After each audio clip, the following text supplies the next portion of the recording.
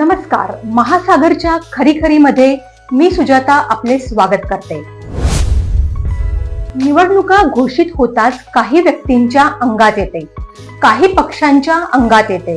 त्यापैकी काही पक्ष मिळून आघाड्या बनतात आणि मग त्यांच्याही अंगात येते. गेल्या वर्षभरापासून भारतात सध्या तरी दोनच पक्ष म्हणजे NDA आणि इंडिया यांच्यात लढाई होत आहे. इतर पक्ष चटणीसारखे असतात. चटणीला भाजी समजून खाता येत नाही, तोंडी लावण्यापुरतेच चटणीचे महत्व असते. आता आपल्या महाराष्ट्रात विधानसभेच्या निवडणुका होत आहेत. त्यात अनेक आघाड्या परस्पर मिलन करून तयार होत आहेत. या आघाड्यांचे नेते आपल्या जिल्ह्यापुरते नक्कीच मजबूत असतात, पण त्यांना संपूर्ण राज्यात आपले पाय पसरवता येत नाहीत. हेच सगळीकडचे दृश्य आहे. गेल्या काही दिवसांपासून या आघाड्यांच्या बैठका सुरू आहेत. बच्चू कडू यांचा प्रहार विदर्भात अनेक ठिकाणी कार्यरत असला तरी त्यांचे मुख्य कार्यक्षेत्र अमरावती जिल्हा हेच आहे. खुद्द बच्चू कडू यांचा मतदारसंघ सोडला तर त्यांच्या पक्षाचे दुसरे आमदार शिंदे यांच्या शिवसेनेत दाखल झालेले आहेत.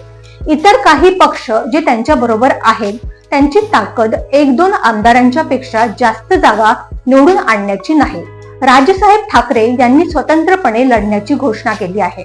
त्यांचे नाव जरी मनसे असले तरी ती तिसरी सूचनाच आहे. फरक इतकाच आहे की 2 वर्षांपूर्वी एका शिवसेनेच्या 2 शिवसेना झाल्या, पण त्यापूर्वी छगन भुजबळांचे बंड झाले होते. त्याआधी नारायण राणे यांचे बंड झाले होते, पण त्यांची नवा पक्ष काढण्याची हिंमत झाली नव्हती. राजसाहेबांनी शिवसेनेतील सहकाऱ्यांसोबत शिवसेनेसारखाच राजकीय पक्ष उभा केला. तेव्हा तिकडे शिवसेना आणि इकडे मनसेना अशा रंगलेल्या पहिल्याच निवडणुकीत राजसाहेबांनी सुवर्ण वलयांकित आमदारांपासून सामान्य आमदारांपर्यंत 13 मनसेचे वीर निवडून आणले. त्यानंतर राजसाहेब लोकप्रिय राहिलेच, पण ते मतदारप्रिय होऊ शकले नाहीत. त्याचे कारण शोधण्याचा प्रयत्न आम्ही कधीच केला नाही. याचे कारण हे कोडे कोणाच्या बापालाही सोडवता येत नाही. आम आदमी पक्ष संपूर्ण भारतभर फैलावण्यासाठी या पक्षाचे नेते माजी मुख्यमंत्री अरविंद केजरीवाल सदैव तयार आणि तत्पर असतात. दिल्लीनंतर पंजाब जिंकल्यावर हरियाणामध्ये आम आदमी पक्षाचे काही काम आहे असे मुळीच दिसले नाही. तत्पूर्वी गुजरातमध्ये मरगळलेल्या काँग्रेसला आणखी खाली आणण्याचे काम आम आदमी पक्षाने इमाने इतबारे केले. हरियाणामध्ये इंडिया आघाडीचा मित्र म्हणून आपल्याला काही जागा मिळाव्यात अशी त्या पक्षाची मागणी होती.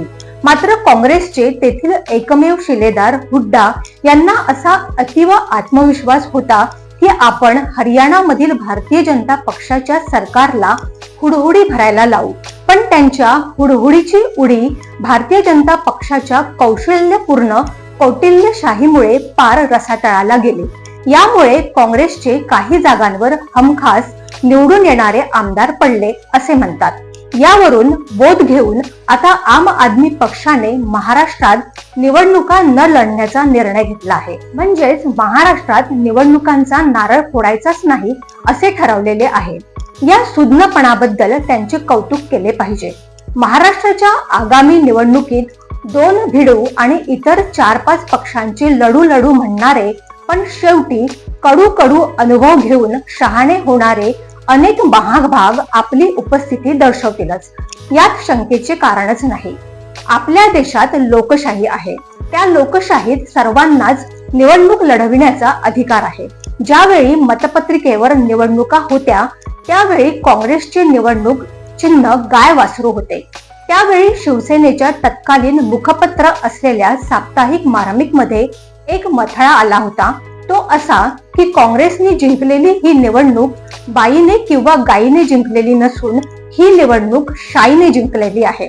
म्हणजे तेव्हा सुद्धा मतपत्रिकेवर ठप्पा मारणाऱ्या शाईवरही आक्षेप घेण्यात आला होता. हरियाणामध्येही किंवा तत्पूर्वी लोकसभेच्या निवडणुकांमध्ये काही मतदारसंघात मतदानाचे आकडे मोठ्या प्रमाणावर वाढलेले दिसतात. त्याबद्दल हरणाऱ्यांच्या शोकसभेत कितीही आरडाओरड झाली तरी त्याबद्दल फारशी चर्चा होतच नाही.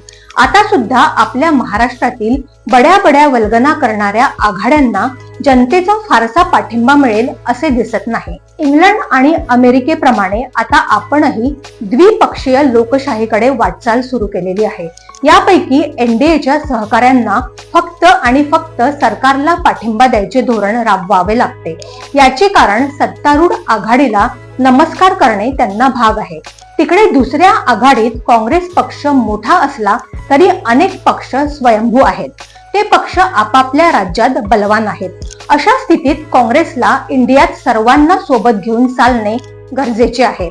हे केले तरच पुढे सगळे आलबेल होईल ही आशा करायला हरकत नाही. त्यामुळे बाकीच्या आघाड्यांचे हवाई इमले म्हणजे जमले तर जमले, नाही तर थांबले असेच चित्र दिसत आहे. अशाच घडामोडींसाठी बघत रहा महासागर. अजूनही तुम्ही आमच्या चॅनलला सबस्क्राईब केलं नसेल तर लगेच सबस्क्राईब करा, लाईक करा आणि बघत रहा महासागर. नमस्कार.